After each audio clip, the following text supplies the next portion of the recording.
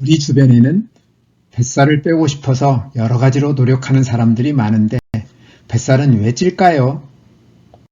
뱃살은 배에부터 부풀어 오른 살을 말하는데 일반적으로 살은 뼈와 가죽 사이에 있는 부분으로 여기에는 근육의 힘살, 피하지방 등이 포함되지만 뱃살은 배에 붙어 있는 복부 비만으로 여기에는 피부 바로 아래에 있는 피하지방과 배 깊숙한 곳에서 내부 장기를 둘러싸고 있는 내장 지방이 대부분을 차지하고 있습니다. 몸 안에 지나치게 많은 양의 체지방이 쌓인 상태가 비만인데 배에 생긴 비만이 뱃살, 곧 복부 비만인 것입니다.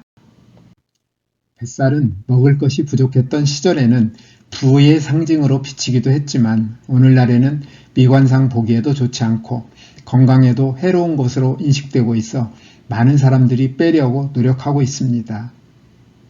그런데 뱃살을 빼려는 사람들의 노력은 좋은 성과를 거두고 있을까요? 질병관리청의 국가건강정보 포털에 따르면 우리나라 성인의 복부 비만 유병률은 2009년부터 최근 11년간 꾸준히 높아져 2019년에는 23.9%를 보여주고 있는데 2019년 성별로는 남자가 29.3%로 여자 19%보다 훨씬 높으며 같은 기간 남자는 20.7%에서 29.3%로 크게 높아졌습니다. 많은 사람들이 뱃살을 빼기 위해 노력하고 있지만 이처럼 복부 비만이 오히려 늘어나는 것은 무엇 때문일까요? 우리는 우리 몸이 비상시에 사용하기 위하여 평소에 사용하고 남은 에너지를 몸에 비축해 두는 원리를 이해할 필요가 있습니다.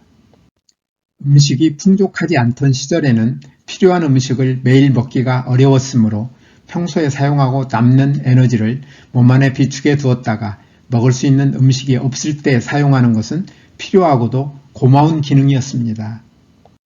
여기에서 우리 몸이 쓰고 남은 에너지를 어떻게 비축하는지 살펴볼까요? 우리 몸에서 에너지 생산에 사용할 수 있는 영양소에는 탄수화물과 지방, 단백질이 있는데 여기에서는 에너지 생산에 가장 많이 사용되는 탄수화물 중심으로 살펴보겠습니다.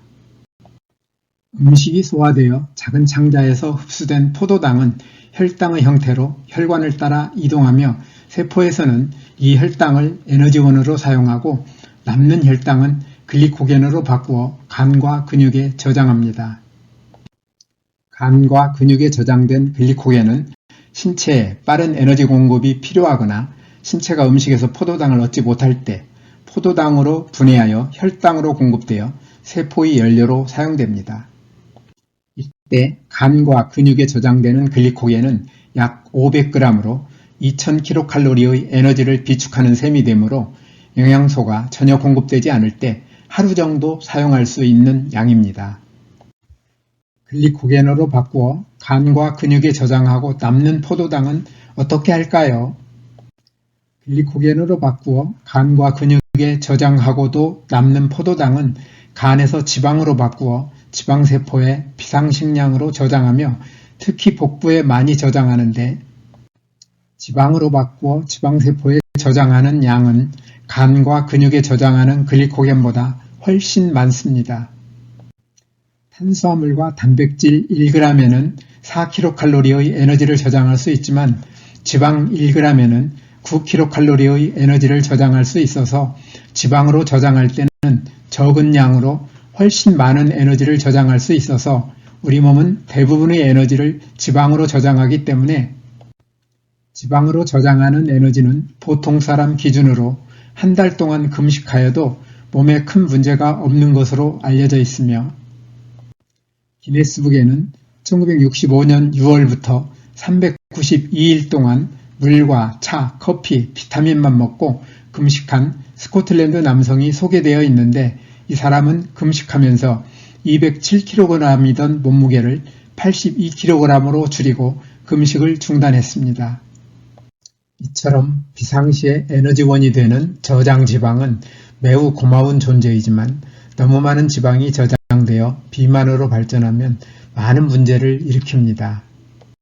비만은 고혈압, 동맥경화, 심장질환, 뇌졸중과 같은 각종 혈관 질환의 위험을 높이고 다른 한편으로 당뇨병, 고지혈증, 지방간, 담석증, 수면 무호흡증, 생리불순, 불임증, 성욕감퇴, 우울증, 퇴행성 관절염, 통풍의 위험을 높이며 또한 대장암, 췌장암, 간암, 담낭암, 전립선암, 유방암과 같은 각종 암의 위험을 높임으로써 비만은 삶의 질을 떨어뜨리고 사망 위험을 높이는데 세계보건기구 WHO에 따르면 해마다 400만 명 이상이 비만 때문에 죽는다고 합니다. 이제 평소에 쓰고 남는 에너지를 저장하였다가 비상시에 사용할 수 있도록 하는 고마운 에너지 저장 기능이 어떤 이유로 비만으로 발전하여 무서운 문제를 일으키는지 살펴보겠습니다. 비만의 근본적인 원인은 일상 활동과 운동을 통해 소모되는 칼로리보다 음식으로 섭취하는 칼로리가 많아서 우리 몸이 초과하는 칼로리를 지방으로 저장하기 때문입니다. 먼저 섭취하는 칼로리 측면에서는 최근 수십 년 동안 서구화된 식단이 늘어나면서 설탕이 많이 들어있는 패스트푸드 식음료와 포화지방이 많이 들어있는 고칼로리 음식의 섭취가 빠르게 늘어났는데 특히 설탕은 뱃살의 1등 공신이며 포화지방과 트랜스지방이 뱃살의 2등 공신이라는 사실을 뱃살 때문에 고민하시는 분들은 반드시 기억해 주실 것을 말씀드리고 싶습니다. 설탕은 소화효소에 의해 포도당과 과당으로 분해되는데 과당은 주로 간에서만 에너지원으로 사용되기 때문에 간의 대사 능력을 초과하는 과당은 쉽게 지방으로 바뀌므로 뱃살의 가장 큰 원인이 될 수 있으며 설탕을 많이 섭취하여 혈당 수치가 만성적으로 높아지면 세포가 인슐린 호르몬에 제대로 반응하지 않는 인슐린 저항성을 일으켜 혈액 속에 인슐린이 늘어나는데 이 인슐린의 영향으로 지방 저장이 늘어나 뱃살을 찌게 만듭니다. 또한 설탕이 많이 들어있는 식음료는 필요한 칼로리를 초과하여 음식을 많이 먹게 만드므로 초과하는 칼로리만큼 지방으로 저장하게 되는데 그 이유는 설탕이 많이 들어있는 식음료는 첫째로 포만감과 만족감을 유지하는 데 필수적인 영양소인 단백질과 섬유질이 부족하기 때문이고 둘째로 설탕을 많이 섭취하여 혈당 수치가 만성적으로 높아지면 배고픔을 줄이고 음식 섭취를 줄이는 데 도움이 되는 렙틴 호르몬의 작용을 방해하는 렙틴 저항성을 높이기 때문이며 셋째로 식욕 조절 호르몬과 뇌의 보상센터에 영향을 미쳐 맛있는 음식에 대한 욕구를 증가시키기 때문입니다.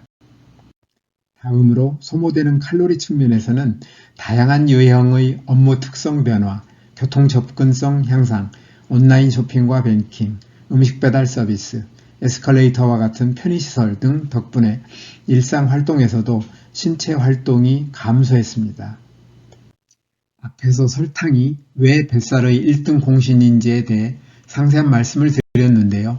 설탕보다는 영양이 작지만 설탕 다음으로 포화지방과 트랜스지방이 뱃살의 주요 원인이 되는 것은 포화지방과 트랜스지방이 인슐린 저항성을 유발하여 세포들이 포도당을 제대로 흡수하지 않으므로 우리 몸은 인슐린의 생산량을 증가시켜 지방 축적을 촉진하기 때문입니다.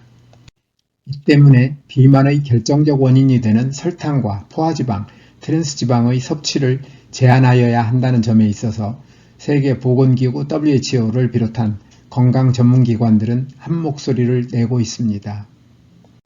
먼저 설탕에 있어서 세계보건기구는 성인과 어린이 모두 설탕 섭취량을 전체 에너지 섭취량의 10% 미만으로 줄일 것을 권장하고 건강을 위해 5% 미만으로 줄이는 방안을 제시하고 있으며 미국 연방정부의 식사 가이드라인에서는 2살 이상 어린이와 성인 모두 설탕 섭취량을 전체 에너지 섭취량의 10% 미만으로 제한하고 영유아에게는 설탕을 먹이지 말 것을 권장하고 있습니다.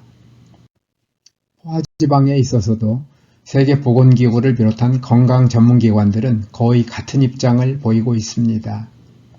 세계보건기구 WHO는 성인의 전체 지방 섭취량은 전체 에너지 섭취량의 30% 이하로 제한해야 하며 특히 포화지방은 전체 에너지 섭취량의 10%를, 트랜스지방은 전체 에너지 섭취량의 1%를 넘지 않아야 한다고 하고 있고, 미국 연방정부의 식사 가이드라인에서는 2살 이상 모든 사람이 섭취하는 포화지방은 하루 칼로리의 10% 미만으로 제한하라고 권장하고 있습니다.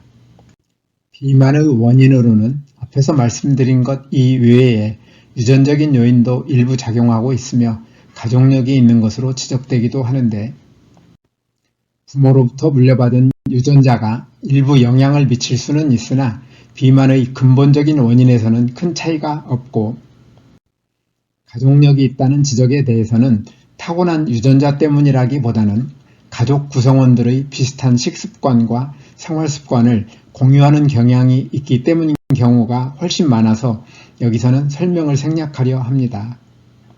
지금까지 과학이 발전하면서 건강에 대한 지식도 양적, 질적으로 발전하고 있음에도 불구하고 복부 비만은 오히려 늘어나고 있는 이유, 곧 뱃살의 원인에 대해 살펴보았는데요.